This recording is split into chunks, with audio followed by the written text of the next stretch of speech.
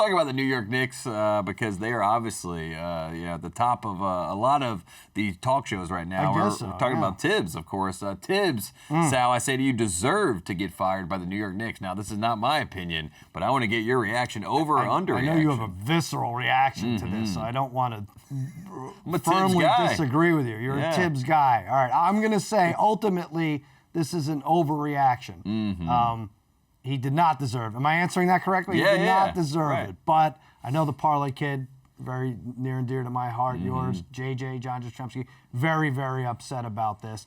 I don't think he helped himself out, though, Tate. I'm going to say that. First of all, the whole thing between Tibbs and Thibs, he needed to set that record straight. If you went out here, and it's we say Tom Thibodeau, but we call him Tibbs. It doesn't make sense. It should be either Thibs and Thibodeau. It's like what people do with the Zags and Gonzaga and it's Zogs. Like, it's not that. They call it Gonzaga and they say they are the Zags. If you went by Tate Frazier, but sometimes people were saying Frazier and you never corrected anyone. Or Frazier, Simmons would be like, to hell with this guy, we're letting him go.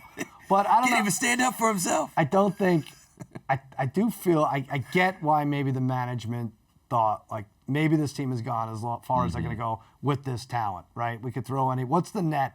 What's the net from this? If we put another coach in, are they going to go as far as the second round? You don't think so. You think this is as far as they can go? I think to describe the Tibbs or Thibs experiment to me is he has the highest floor of all the coaches in the NBA, the highest floor. And unfortunately, the ceiling is very close. So the longer you're with Tibbs, the more claustrophobic it seems. That trash compactor exactly. Star Wars, right? It's getting closer and closer. So the floor is growing, but the ceiling is right here. And the closer you get to the ceiling, the more you're like, wait a second, is that what I think it is? It's the ceiling. We have no more room, and you get claustrophobic, and you get out of the Tibbs situation. I'm a very claustrophobic person. Just you talking about that makes me want to just start throwing cameras around the room. Like, I can't. That was the Knicks front office, and they said we're done. And Karl Anthony Towns, 2 for 2 with Tibbs, getting him fired. But I also don't you think like the part of it is like, Leon Rose. I know it was his agent, so it was more Dolan, but it's like shit. He never sits these starters. How am I going to get a 4th and a 5th year out of Bruns? How am I going to get right? How am I going to trade these guys when I want to? They're going to be shot. They're going to have nothing left. So